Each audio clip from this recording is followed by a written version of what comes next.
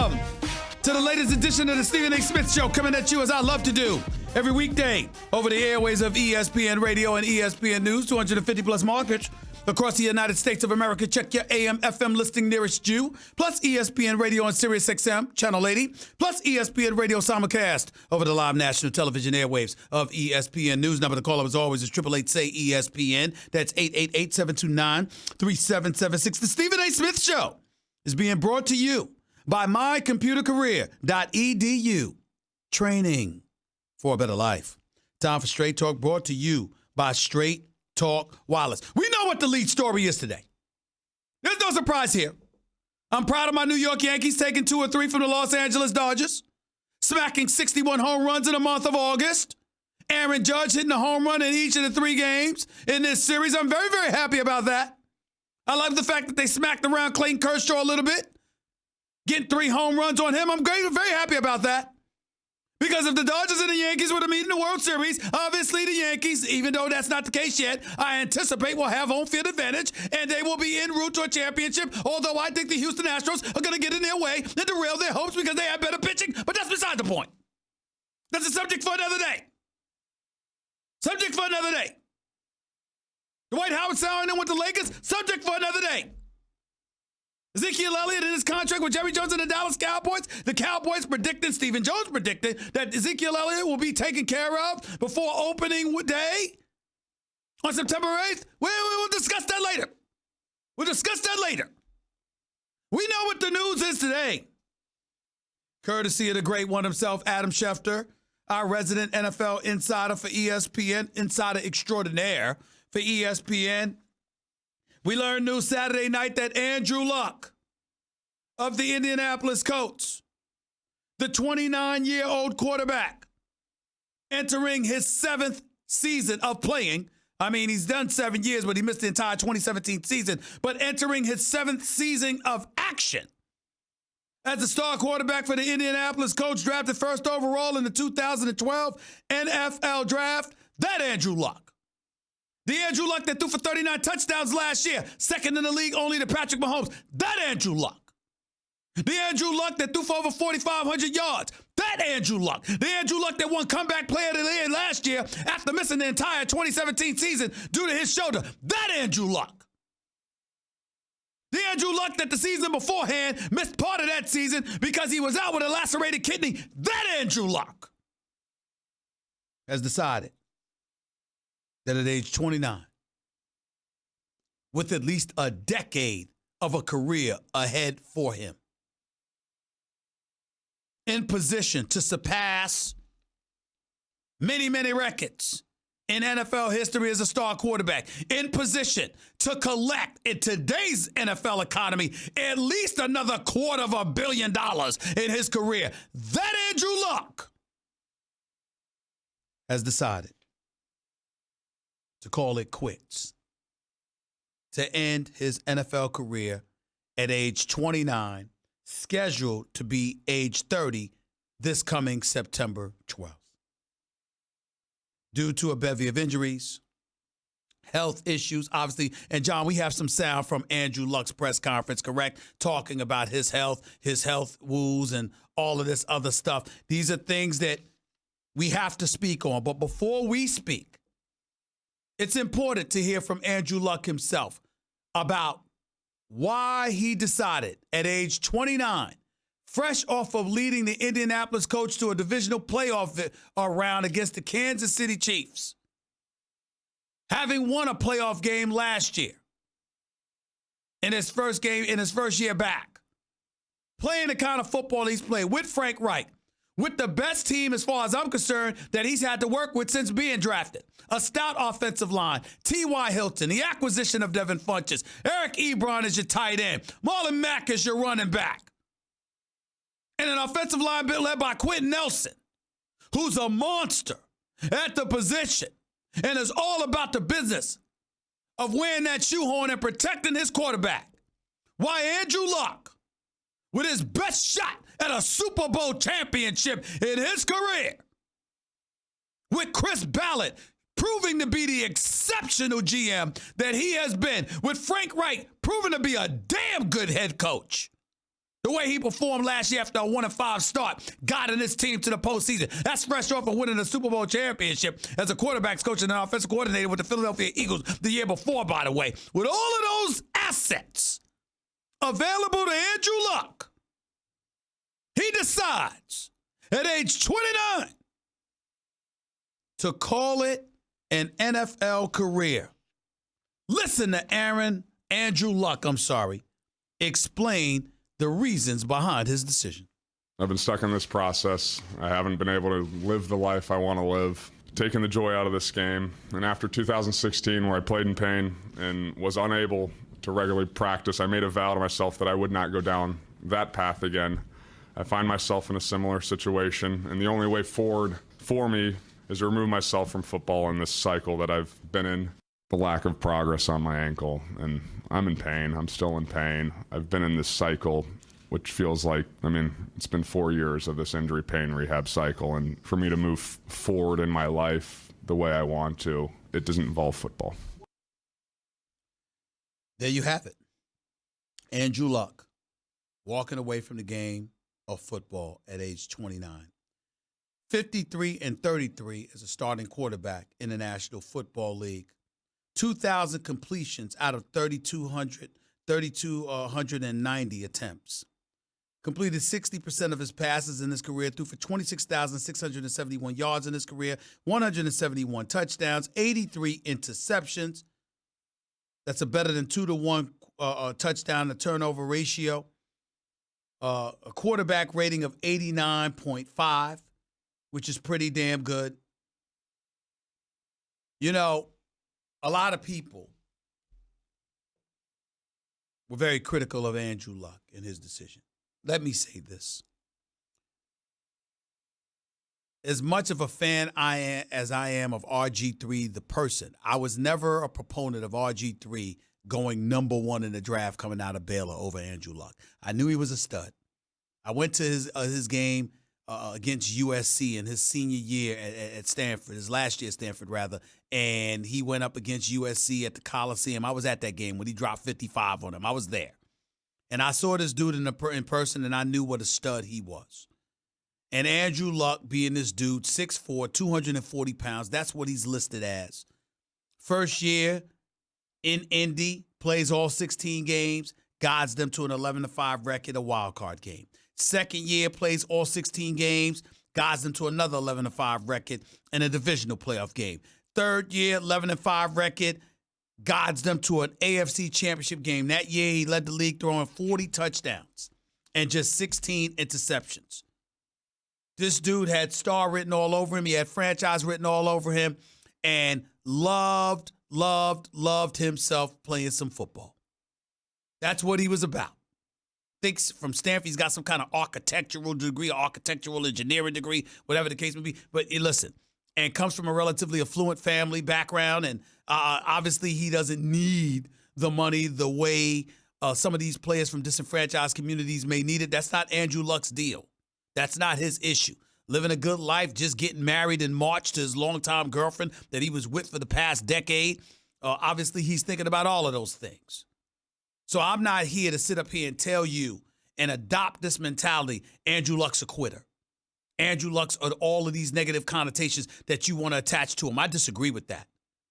I think when you look at Andrew Luck, the successor to Peyton Manning in Indianapolis, for him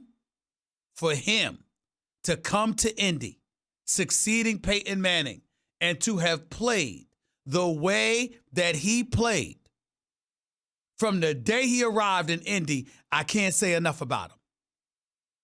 If there was going to be a successor to Peyton Manning, I think he was a pretty damn good one. I really, really do. And I think that when you look at Andrew Luck, I'm here to tell you something right now. You can blame him all you want. Let me be very, very clear, John, and everybody else listening out there. Andrew Luck is not to blame for this. I'm going to tell you who to blame. It's that damn Jim Irsay, the owner for the Indianapolis Colts. That's who's to blame. And I'm going to tell you why you blame him. Because he did not do his job. When you got a franchise caliber quarterback, the likes of Andrew Luck, you go all out to protect him. You don't protect Chuck Pagano. You don't protect former GM Ryan Grigson, who should never be a GM in this league again. I'm not saying he should be unemployed. I'm not saying he doesn't know football. I'm not saying he doesn't deserve a check from an NFL team. But when you hear the stories that you've heard about Ryan Grigson, as it pertains to his hard-headedness, his acerbic attitude, his unwillingness to get along with certain people, whether it be the coach, scouts, other people who didn't want to listen. And you see what he has subjected. He spent years as the GM for the Indianapolis Colts, subjecting Andrew Luck to over 5 years. 5 years. The man was sacked 100 times. In the first 3, he was sacked 100 times. Andrew Luck was sacked 41 times as a rookie in 2012. 32 times his second year. 27 times his third year. Yes, there was improvement. But damn it, 100 times is 100 times, and that's only counting the times that he was sacked. It ain't counting the amount of times that he was hit. It's not an accident that everybody sits here right now raving about Chris Ballard. What did this man do? In Ryan Grigson's 5 years as a general manager for the Indianapolis Colts, he drafted an offensive lineman to protect Andrew Luck and buffer a running game. Before the 7th round, only 3 times. You got to be kidding me. This is your franchise, and you didn't protect them. Not nearly as well as you should have. You looked at his 6'4" frame. You looked at the 240 pounds. You looked at those tree trunks for thighs and legs, and you just assumed he would be all right. Well, he wasn't. With each drop back, with each hit, this man was withering away. And Grigson didn't do enough to protect him. That's why he's out of a job with the Indianapolis Colts. That's exactly why. And as a result of it, this is where we are. Andrew Luck came into the league in 2012. By 2015, he was missing games. I think 2016 was the lacerated kidney. 2017, he had to miss the whole season due to the shoulder. And by the way, not once but twice, there was a couple of shoulder surgeries. He comes back last year. He wins Comeback Player of the Year. With Frank Reich as his coach, has his best completing percentage. Threw for the second most yards in his career with 4,593. Threw for the second most touchdowns in his career with 39. Had the greatest quarterback rating of his career at 98.7. Had the greatest QBR of his career at 71.5. But ladies and gentlemen, the most telling stat was that he was sacked 174 times in his career, which means he was hit at least 400 times. You can sit up there and you can say whatever you want about Andrew Luck, but the fact of the matter is that's a lot of punishment to take, man. That's a lot of punishment to take. Guys coming full speed at you, and you don't even have an opportunity to brace yourself. You're throwing the football. You ain't got no time to brace yourself. You got to just throw your body to the wolves and take those hits. That's what he was doing. Took a good licking. Took a good licking. It was tough for him to keep on ticking. It was tough. Some of these hits, it's a lot to take. Then now you come into training camp. I mean, since April, got a calf injury, got an ankle injury. No OTAs, training camps. Jacoby Brissett's been practicing with the first team for quite some time. He's tired of going through this. I can't blame Andrew Luck for his decision. Everybody want to sit up there and engage in hyperbole. Oh, it takes a lot of courage, blah, blah, blah, blah, blah. Now, listen, I ain't going to go that far, right? Look, you walked away. You want to say it takes courage to walk away? All right, that's your way of saying it, not mine. I respect the man's decision. I respect his right to make that decision. And I applaud Andrew Luck for the star that he was in the National Football League, because make no mistake about it, he was a star. And the Indianapolis Colts were a shell of themselves without him. We'll see what they do now. They were Super Bowl contenders with him.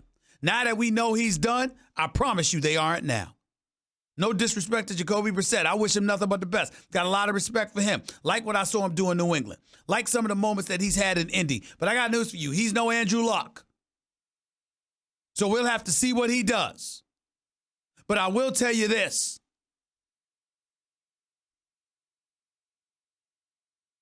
I feel bad for him. Because I believe him and I believe people when they talked about his love for the game of football. And it's a damn shame it's come to this point for him. It really, really is. And my heart goes out to him and his family because I know he loves this game. And I have nothing negative to say. But I got news for you, which may surprise all of y'all. I got nothing negative to say about, I have nothing negative to say about the fans in Indy either. You know, on this particular day, we talk about the fans in every negative connotation we want to. You can do all of that all you want. Ladies and gentlemen, I'm here to tell you something right now. I don't have that issue with the fans. I do not have that issue with the fans. To me, as much as y'all want to excoriate them and talk about classlessness and what have you, I got news for you. I think it was totally appropriate. Totally appropriate.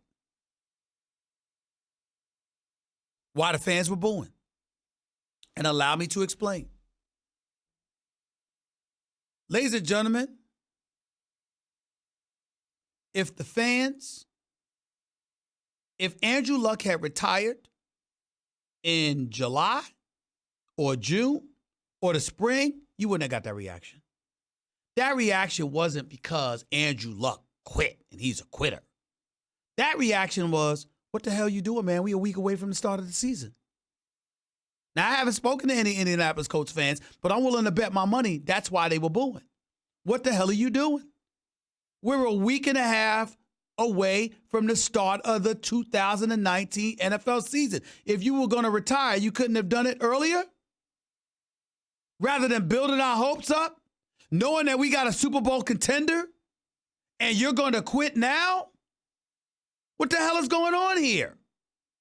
That's what they were doing. I wanted to sit up there, and I had my researcher look up something because I want to make sure that I put this in its proper perspective. Because I mentioned this on my television show, First Take, which is on ESPN every weekday morning from 10 a.m. to noon Eastern, 7 to 9 a.m. Pacific. Jim Brown retired at age 29. Ladies and gentlemen, when did he retire? It was July 13th, 1966. Barry Sanders for the Detroit Lions couldn't stand Coach Bobby Ross. Retired at age 31. When did he do that, ladies and gentlemen? July 27th, 1999. By the way, they were both running backs. Calvin Johnson, a wide receiver, age 30. 1,214 yards, 9 touchdown passes. March 8th, 2016, he retired. July, and March. There is no quarterback in NFL history that we know of, correct me if I'm wrong, John, that quit a week and a half before the start of the season when you're the QB1. It's never happened. It's never happened. And if you're an Indianapolis Colts fan, I can understand why that would rub you the wrong way. I can totally understand it. I understand that Andrew Luck said it hurt. I get that. I understand it.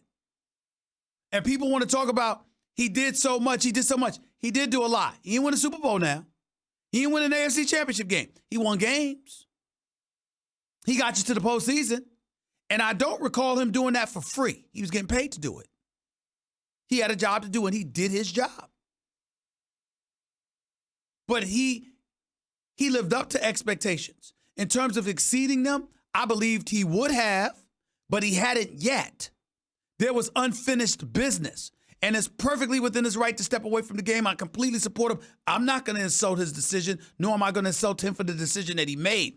I'm simply making the point that if you are an Indianapolis Colts fan, in that moment, fans, what do? One of two things. They boo or they cheer. They boo or they cheer. Some people like my man Will Kane will say, oh, you know what, they could be quiet. No, that's not what fans do. Fans aren't quiet. They boo or they cheer. And this was nothing to cheer about. So what's your alternative? It's to boo. That's life. Andrew Luck does not deserve to be insulted. He does not deserve to be excoriated. He does not deserve to be raked through the coals. But in that moment, if you're an Indianapolis Colts fan, your season just washed away.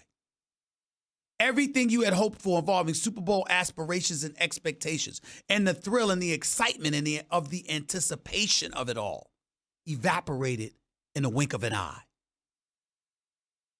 An emotional reaction is going to emanate from that in the moment. And it ain't going to involve cheers.